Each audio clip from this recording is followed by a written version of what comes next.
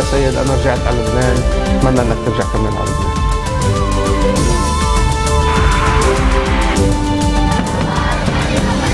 قرار صادر من مجلس الجامعة تسمية حزب الله الإرهابي.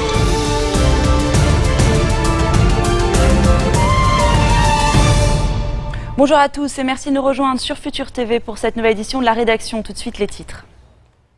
Salve d'applaudissements au Parlement égyptien pour le roi Salman. Au 4e jour de sa visite en Égypte, le dirigeant annonce la création d'un fonds d'investissement commun de 16 milliards de dollars.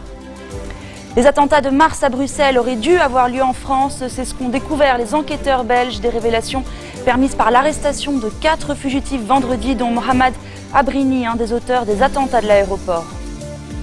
Au moins 102 victimes en Inde dans un incendie meurtrier durant les célébrations de la nouvelle année hindoue. Un feu d'artifice est à l'origine de ce drame survenu dans un temple du Kerala dans le sud du pays. Le roi Salman devant le Parlement égyptien, salve d'applaudissements dans l'hémicycle. Au 4e jour de sa visite, le souverain d'Arabie Saoudite a réitéré son soutien au gouvernement d'Al-Sisi. Preuve de cet appui, l'annonce par le monarque de la création d'un fonds d'investissement saoudo-égyptien de 16 milliards de dollars. Il a souhaité que les deux pays travaillent ensemble pour créer, je cite, une force pan-arabe. Vendredi déjà, Salman a annoncé la construction d'un pont sur la mer Rouge pour relier les deux pays. Les Libanais expulsés du Golfe seraient moins nombreux qu'annoncé ces dernières semaines. Les chiffres relayés dans les médias sont exagérés, assure Gebran Bassil. En réalité, seuls 74 cas d'expulsion officiels ont été jusqu'à présent recensés, indique le chef de la diplomatie libanaise dans un communiqué. Le ministre précise qu'aucun Libanais n'a par exemple été sommé de quitter le Koweït, alors même que le quotidien koweïtien Al-Abbas faisait état le mois dernier d'1 millier de Libanais expulsés pour leur lien avec le Hezbollah. La grotte de Jeïta réouverte au public, annonce le ministre du Tourisme Michel Pharaon. Le site était fermé depuis janvier après la mort accidentelle d'un touriste égyptien.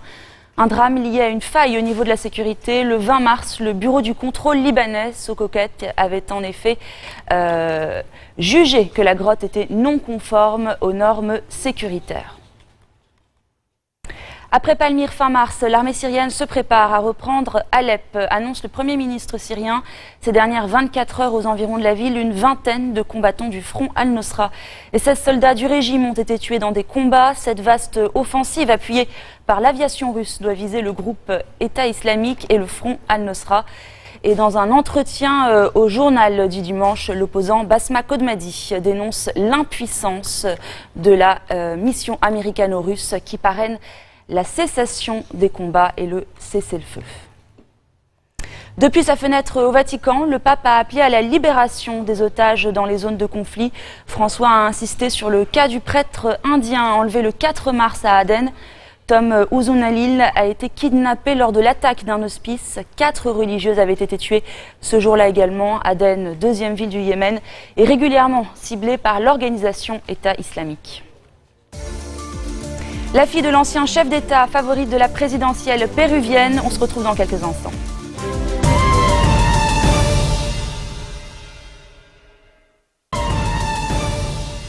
L'incendie s'est déclaré en pleine cérémonie du Nouvel An hindou. Un feu d'artifice est à l'origine de ce drame survenu dans la ville côtière de Paravur. Le bilan est lourd, au moins 102 morts et 300 blessés. Florence Gaillard nous en dit plus. Le temple hindou est partiellement détruit. L'explosion a fait voler la toiture et les flammes ont ravagé le bâtiment. En cause, ces feux d'artifice entreposés à l'intérieur ou tout près du temple. Les pompiers et la police tentent toujours de trouver des survivants dans les décombres. Les blessés sont emmenés à l'hôpital local.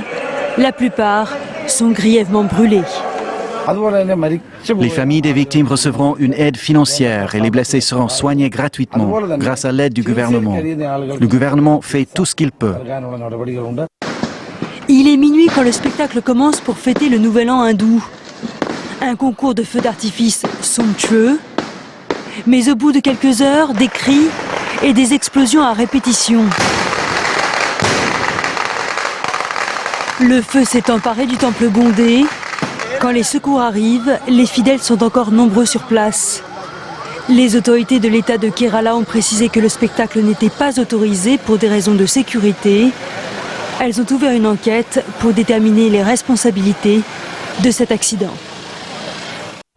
Les attentats de Bruxelles auraient dû avoir lieu en France, mais l'arrestation de Salah Abdeslam a poussé les terroristes à passer à l'acte en Belgique. Ces importantes révélations au niveau de l'enquête ont été permises par l'arrestation vendredi de Mohamed Abrini, un des auteurs de l'attentat de l'aéroport, Marc Pope.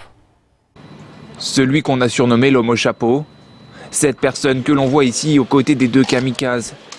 Le 3e homme de l'aéroport de Zaventem, c'est Mohamed Abrini. Le belgo-marocain de 31 ans a fini par avouer sa présence sur les lieux de l'attentat. Il a même expliqué que pendant sa fuite de l'aéroport de Bruxelles, il s'était débarrassé de sa veste dans une poubelle et qu'il avait également revendu son chapeau. Il est donc directement impliqué dans les attentats de Bruxelles.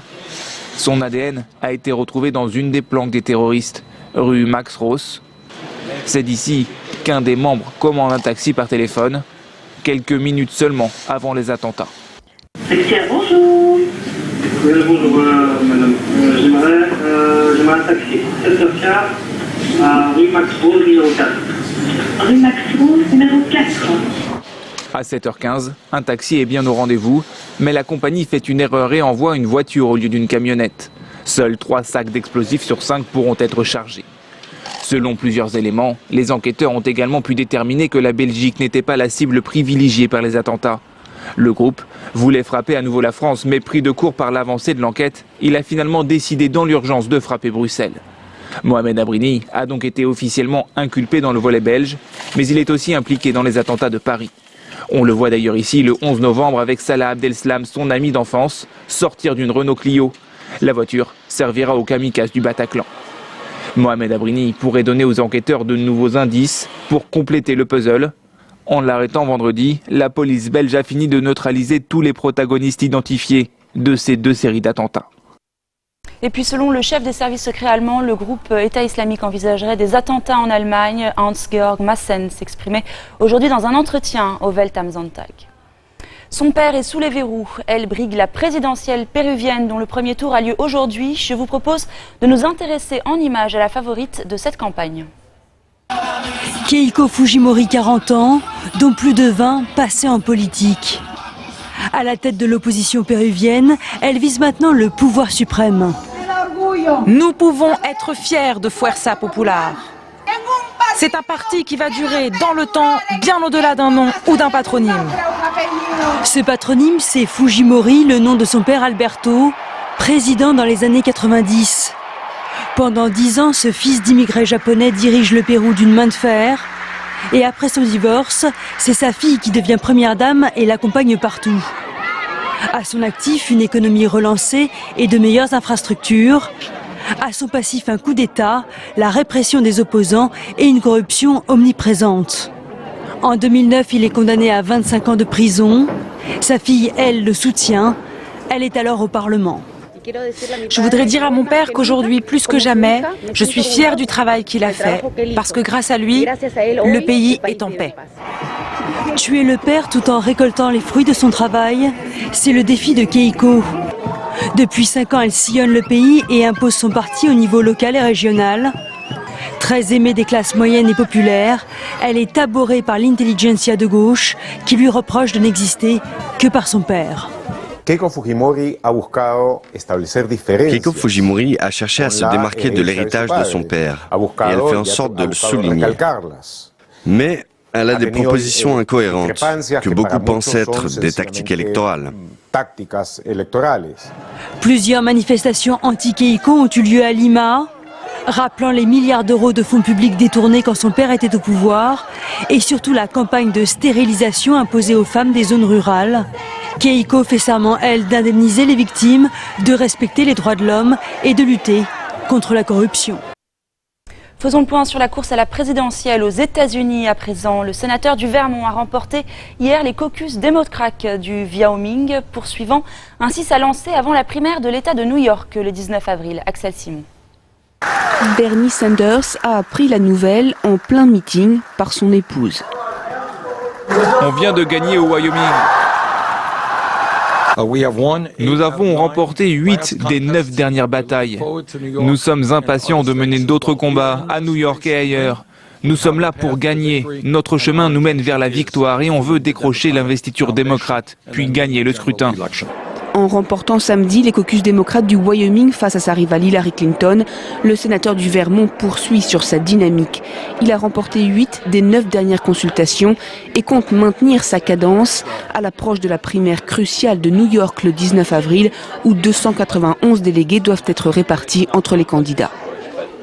Sa rivale Hillary Clinton dispose toujours d'une avance confortable sur Bernie Sanders et considère l'État de New York comme son territoire de prédilection. Elle en a été la sénatrice de 2001 à 2009 et c'est là qu'elle a lancé sa campagne il y a quasiment un an. Nous sommes en route vers la victoire pour l'investiture démocrate, mais je dois gagner largement à New York. Si je remporte l'investiture, je pourrai réunifier le parti, comme je l'ai fait en 2008 avec Barack Obama. Et le plus tôt on y arrive, le mieux on pourra affronter les républicains. L'entourage de l'ex-secrétaire d'État martèle que son avance est désormais indépassable. Bernie Sanders devant gagner les prochaines primaires avec d'immenses majorités pour inverser la tendance. Mais l'adversaire de Clinton a le vent en poupe chez les jeunes et une campagne très bien financée. C'est la fin de cette édition. Tout de suite, le rappel des titres. Salve d'applaudissements au Parlement égyptien pour le roi Salman. Au 4e jour de sa visite en Égypte, le dirigeant saoudien annonce la création d'un fonds d'investissement commun de 16 milliards de dollars. Les attentats de mars à Bruxelles auraient dû avoir lieu en France, c'est ce qu'ont découvert les enquêteurs belges. Des révélations permises par l'arrestation de 4 fugitifs vendredi, dont Mohamed Abrini, un des auteurs des attentats de l'aéroport. Au moins 102 morts en Inde dans un incendie meurtrier durant les célébrations de la nouvelle année hindoue. Un feu d'artifice est à l'origine de ce drame survenu dans un temple du Kerala dans le sud du pays. Merci de votre attention. Retrouvez-nous tous les jours à 16h40 heure de Beyrouth. Très bonne fin de week-end à toutes et à tous.